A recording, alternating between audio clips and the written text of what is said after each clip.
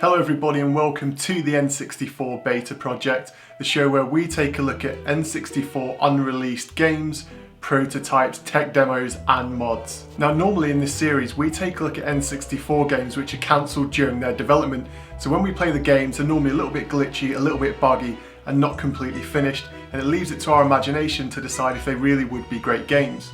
However, today we've got something a little bit different.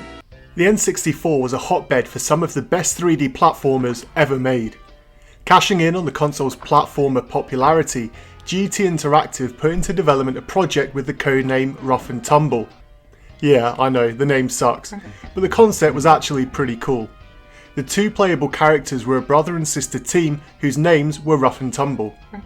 The game is based around our heroes fighting against the evil Nightcap, who has asked his evil assistant Threadbare to steal the Winks because they have been keeping him awake at night. The story is pretty basic and bare, but it does the job. After the Winks have been kidnapped, it is up to our heroes to explore 6 vast worlds and free them before ultimately defeating Nightcap and Threadbare once and for all.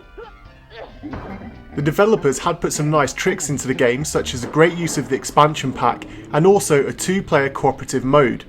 By doing this they beat Nintendo to the punch, however there is some extreme letterboxing when playing in co-op mode, so playing on a smaller TV makes it near impossible and the frame rate slows down heavily. So the development of the game went well and the game was to be a simultaneous release on the N64 and the PlayStation 1. The game was 100% finished and ready to be sold. The official Nintendo 64 magazine here in the UK, they did a 3-page review, and this magazine was aimed more towards the younger people, so the review was mostly a whole lot of pictures and very little text. They gave it a score of 88% and said it's a great game but definitely on the easy side and would lack a real challenge for experienced gamers. Then we had my beloved N64 magazine. This was aimed more towards a hardcore gamer and more adult players. They said that the game was very well polished, applauded it having 3 different resolutions to play with the expansion pack, and they also really liked the co-op mode for 2 players. However, they too said the game was too easy and it didn't contain anything new to the genre, so it was more of a nice addition rather than something completely revolutionary. So after the game was reviewed, we were all set for the launch of the game. The score suggested this would be a fun game to play, and I remember this being on my list of games to get as soon as it came out. I really love 2-player co-op games, and me and my brother were both looking forward to tag teaming in this game. The problem was that the game never came out.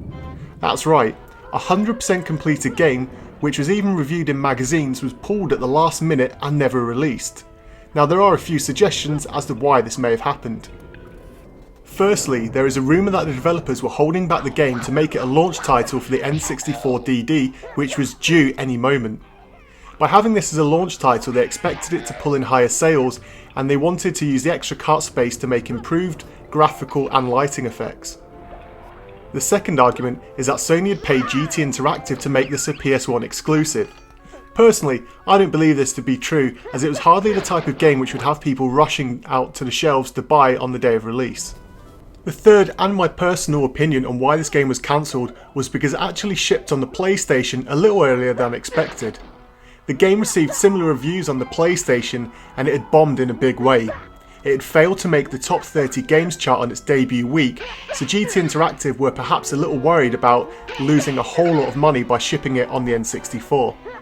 I think it was a case of GT Interactive cutting their losses by not releasing it on the N64.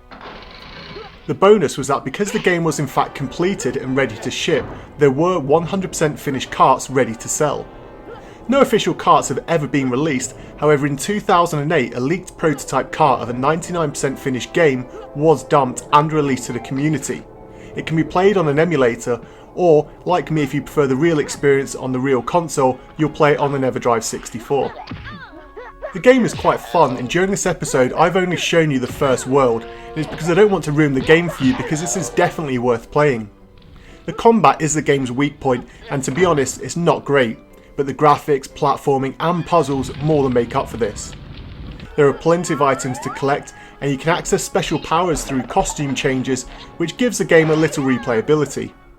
I have completed this game, and whilst it's not a Mario or Banjo killer, it is actually a lot better than many of the N64's other platformers. I am also sure that some of you watching will have played the PlayStation version, which had the higher quality full motion video and audio. But heck, I love the N64, so that's a version that I'm going to play. So what are your thoughts on 40 winks for the N64? Do you think the console missed out on yet another brilliant platformer, or do you think it was best left for the PlayStation 1? Or maybe you're excited about this being a possible N64 DD launch game?